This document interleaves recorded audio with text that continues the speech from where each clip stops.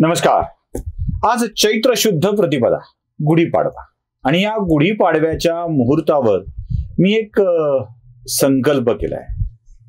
संकल्प हा की पुढे चैत्र शुद्ध नवमी म्हणजे श्रीराम जन्मापर्यंत तुम्हाला रामकथेचा एक एक पैलू उलगडवून दाखवायचा. प्रभू श्री रामचंद्राच्या जन्मापर्यंतच्या कथा तर सांगायच्या, पण त्यासोबत आणखी काही असे विषय आपल्या समोर मांडायचे जे अयोध्येला आता जाताना तुम्हाला बघायला मिळाले पाहिजेत, बघितलं पाहिजे, तिथे गेलं पाहिजे. अशा विषयांना आपल्या समोर आणणं हे माझं कर्तव्य आहे. म्हणूनच त्या विषयाला मी घेऊन आपल्या समोर आलो आहे. त्यामुळे जय श्रीरामचा नारा देत आपल्याला अयोध्येला तर जायचंच आहे, पण आता या व्हिडिओच्या मधून जी जी स्थळं बघायला मिळणार आहेत त्या प्रत्येक ठिकाणी भेट द्यायची आहे. आज चैत्रशुद्ध प्रतिपदा, या दिवशी गुढ्या उभाराव्या. अयोध्येत अनेक दिवसापासून अशा गुढ्या उभारलेल्या आहेत. याआधीही मी अयोध्येत गेलो होतो, आता अयोध्येत गेलेलो, त्यानंतर अयोध्येत गेलेलो आणि अयोध्येतली स्थिती या सगळ्याची जाणीव मला तुम्हाला करून द्यायची आहे. त्यामुळे चला अयोध्येत जाऊया. या गर्दीत मी कुठे आहे असा प्रश्न तुम्हाला पडला असेल. या गर्दीत लोकांच्या गर्दीत मागच्या लोकांची रेघ हे सगळं बघून तुम्हाला समजलं असेल, एव्हाना अंदाज आला असेल. आता हे सगळं काम चाललंय आणि अजूनही रचना चालू आहे. पण मला त्याआधी तुम्हाला मी आधी कुठे होतो ते दाखवायचं आहे.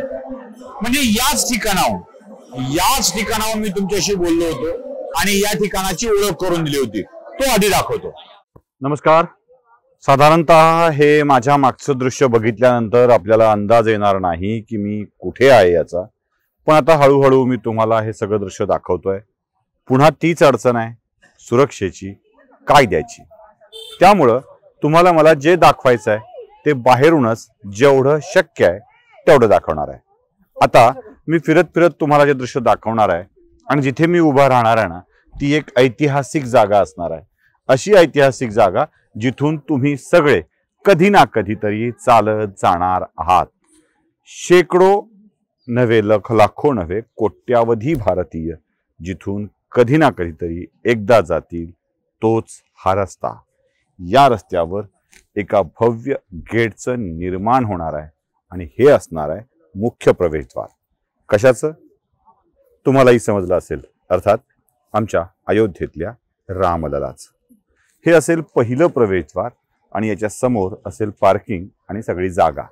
आणि इथून पुढे आत गेल्यानंतर तुम्हाला जी सगळी दृश्य दिसत आहेत, काही मंदिरं दिसत आहेत, ते वॉच टॉवर दिसत आहे, काही जुन्या इमारती दिसत आहेत बाजूला, इथे काही जुनी इमारत दिसत आहे आणि ही जुनी इमारत, हे सगळं वॉच टॉवर. याच्या पलीकडच्या बाजूला मोठ्या प्रमाणात काम चालू आहे. खाजगी जागांचं अधिग्रहण करण्यात आलेलं आहे. या सगळ्या गेटच्या आतमध्ये सगळ्या खाजगी जागा अधिग्रहित करण्यात आलेल्या आहेत. हे जे तुम्हाला मंदिर दिसतंय, या मंदिराच्या पलीकडे रामललाचं मंदिर आहे. मोठं उंच मंदिर तुम्हाला दिसत असेल. हा वॉच टॉवर आहे लक्ष ठेवण्यासाठी. आणि ही जी पिवळ्या रंगातली ग्रिलिंग दिसते त्याच्या आतल्या बाजूला सगळं मंदिराचं काम चालू आहे. एक भव्य मंदिराचं निर्माण इथं होणार आहे आणि याच मंदिरात आपण एकदा ना एकदा तरी येणार आहोत. आज मला खूप आनंदित वाटतंय, खरं सांगतो तुम्हाला. म्हणजे आज मी त्या जन्मभूमीवर उभा आहे, त्या भूमीवर उभा आहे जिथे ठुमक चलत रामचंद्र हे गाणं लिहिणाऱ्याला सुचलं. ज्या घटनेमुळं आमच्याकडं गीत रामायण तयार झालं, त्या भूमीवर जिथे प्रत्यक्ष प्रभू रामाचा जन्म झाला असेल. कधी ना कधी एकदा तरी याच मातीवरून प्रभू रामांची पावलं चालली असतील. आज मी तिथेच उभा आहे आणि मला खरोखर धन्य वाटतंय.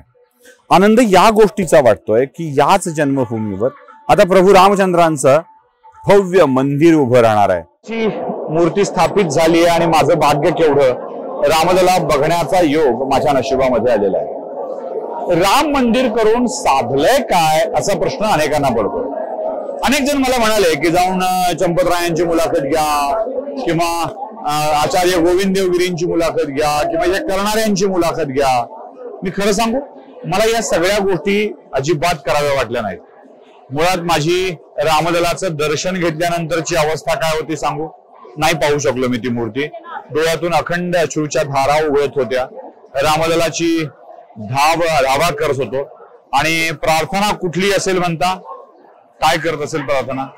रामलला अशीच या भारतावरती कृपा करत इथंच उभा राहा. आणि अजून एक मोठी प्रार्थना करत होतो, हे देवा, तुझं मंदिर उभं करणाऱ्या आमच्यातल्या आधुनिक देवाला पुन्हा या देशाची सत्ता त्याच्या हाती दे. राम मंदिर स्थापन करून काय झालंय याचा आढावा आपण घेणार आहोत, चालत चालत लोकांशी बोलत, अयोध्येतल्या सामान्य माणसांसोबत. अयोध्या में पहली बार आए हैं, कैसा लगा रामलला को देखकर? अच्छा, आप जीवन सफल हुआ ऐसा लगता है? क्या भावना क्या है आपकी? कर्नाटक में बता, कन्नड़ में बता दीजिए. परवानी सर, परवानी. अच्छा है सर, अच्छा है सर. जर आपण महाराष्ट्रातले काही लोक आहेत त्यांच्याशी बोलूयात. कधी आलात अयोध्येमध्ये? काल. आणि काय वाटलं, पहिल्यांदा की कसं आहे? जसं एका वाक्यात नका सांगू, जरा कसं वाटलं तुम्हाला अयोध्ये येऊन? एकदम मस्त वाटलं. मोदीने एकदम चांगलं बनवलंय मंदिर, एकदम मस्त झालंय. हे पहिल्यांदा आलात अयोध्येत की या आधी कधी आला होता? ना पहिल्यांदा. बरं, राम मंदिर निर्माण करून काय झालं असं तुम्हाला वाटतंय? राम निर्माण काय सांगायचं, तुम्हाला सांगता येईल? राम मंदिर बनवून एकतेचा संदेश भेटतोय. सर्व समाजातले, सर्व राज्यातले लोक एकत्र येऊन दर्शन घेतात श्रीरामाचे. आणि यामुळं सर्वजण एकत्र आल्यामुळं एक उत्साह तयार झाला आहे. ही गर्दी बघितल्यावर तुमच्या मनात काय भावना येतो? अतिशय सुंदर गर्दी आहे, सगळे लोक भावनिक आहेत. तुमच्या मनातल्या भावना काय आहे? अतिशय सुंदर काम केलेलं. एवढं सुंदर कोरीव काम आहे ना, यायलाच पाहिजे प्रत्येकाने. या सगळ्या मंदिराला राजकारणाशी जोडलं जात आहे, तुमचं काय म्हणणं आहे? असं काहीच नाही. राजकारणी येतात जातात, ते बदली होणार आहे, पण मंदिर कायम राहणार आहे ना सगळ्यांसाठी. बरोबर आहे. राजकारण्यांचं काय करायचंय आपल्याला? ते आज आहेत, उद्या दुसरे येणार आहेत. अयोध्या अशी माणसांनी भरलेली, फुललेली अशी तुम्हाला जागोजागी बघायला मिळेल. अयोध्येत काय झालंय असा ज्यांना प्रश्न पडतो ना, त्यांनी अयोध्येतली ही गर्दी बघावी. जयपूरला पिंक सिटी म्हणतात आणि तिथे सगळं एका रंगात आहे असं म्हणतात. अयोध्या ही अशीच झाली आहे. जयपूरच्या पिंक सिटीपेक्षा भगव्या श्रीरामाच्या रंगात नावून निघालेली. इथे घरांचे रंग एक आहेत, दुकानांच्या पाट्या एकसारख्या आहेत, सगळं काही एकसारखं आणि सगळं माणसाने तुडुंब भरून गेलेलं. गर्दीचं असं ठिकाण नाही जिथे गर्दी नाही. मी तुम्हाला हनुमान गडीवरची दृश्य दाखवतोय, ज्यात तुम्हाला हनुमान गडीचं दर्शन घेताना सुद्धा भाविकांची कशी झुंबड उडालेली असते हे बघायला मिळतं. माणसांच्या गर्दीने रस्ते फुलून गेलेले आहेत, भरून गेलेले आहेत. जागोजागी फक्त माणसं आणि माणसंच सापडतील. रोजगाराच्या संधी किती उपलब्ध झाल्यात और रस्त्यावर रोजगार आहे. अगदी स्वीटकॉर्न विकणाऱ्यांची गर्दी बघून घ्या. या गर्दीत तुम्हाला शेकडो असे विक्रेते सापडतील. कोणी काही विकताय, कोणी काही विकताय, तर कोणी काही विकताय. रोजगार मिळतो कसा याचं हे उत्तम उदाहरण आहे. मंदिराने काय घडलंय असं ज्यांना वाटतं त्यांनी बघावं, मंदिरानं हे घडलंय. शरयूच्या घाटावर देखील जाऊन आलो. शरयूचा घाट इतका सुंदर झालाय, इतका छान झालाय की त्या घाटावर बघता बघता मन हरखून जातं, हरवून जातं. तिथला लेझर शो, तिथले वेगवेगळे कार्यक्रम, या सगळ्याकडे बघताना अगदी आपण अयोध्येत आल्याचं समाधान वाटू लागतं. आमच्या लता मंगेशकरांचा चौक देखील असाच सजवलेला आहे. जागोजागी लता मंगेशकर चौकाच्या पाट्या दिसतात, बोर्ड दिसतात आणि तो चौक देखील असाच सजलेला असतो. आत्ता तर सुरुवात आहे. आगे आगे देखो, अयोध्या अजून किती सुंदर होणार आहे. या सुंदर अयोध्येचं सुंदर मनमोहक रूप पाहण्यासाठी आजच्या दिवशी चैत्र शुद्ध प्रतिपदेला आपण संकल्प तर करायलाच हवा ना, की अयोध्येत नेमकं का जायचंय याचा. मंदिर बांधून काय साधलंय असा प्रश्न अनेकांना पडत असेल. मी सांगतोय काय साधलंय ते. अयोध्येत येताना मी लखनौ वरून एक गाडी गेलेली होती. म्हणजे थेट अयोध्येला येण्याचं विमानाचं तिकीट जरासं महागच होतं आणि ते माझ्या खिशाला परवडणारं नव्हतं. म्हणून रामासारखं पुष्पक विमानानं दक्षिणेतून थेट अयोध्येत येण्याचा पर्याय न निवडता आम्ही आपला लखनौ पर्यंतचा मार्ग निवडला. आणि लखनौ वरून अयोध्येकडे येताना जी गाडी गेलेली होती त्या गाडीवाल्याला विचारलं आजकल कितनी बार जा रहे हो अयोध्या? सांगितलं पहले महीने में ज्यादा से ज्यादा एक बार अयोध्या की चक्कर होती थी, कभी कभी 2-2 महीने नहीं होती थी.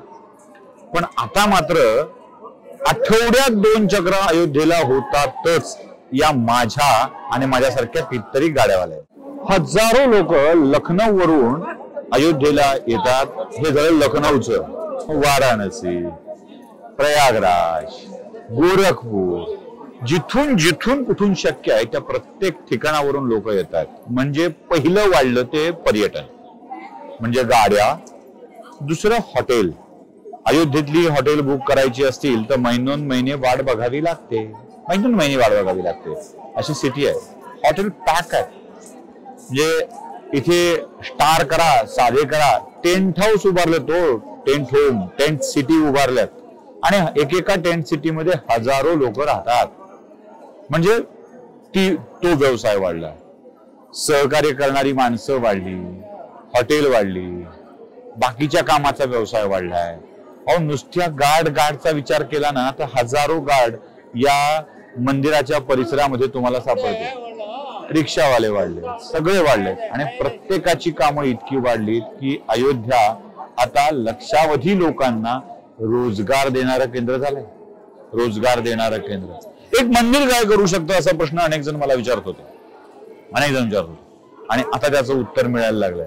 म्हणून रामरायाला प्रार्थना करतोय, हे रामराया हजारो लोकांना रोजगार निर्माण करून देणाऱ्या माणसाला पुन्हा नाव घेत नाहीये मी. आदर्श आचारसंहिता चालू आहे, नाव घेत नाही मी, पण पुन्हा या भूमीवर राज्य करायला पाठव रे रामराया, तरच रामराज्य येईल.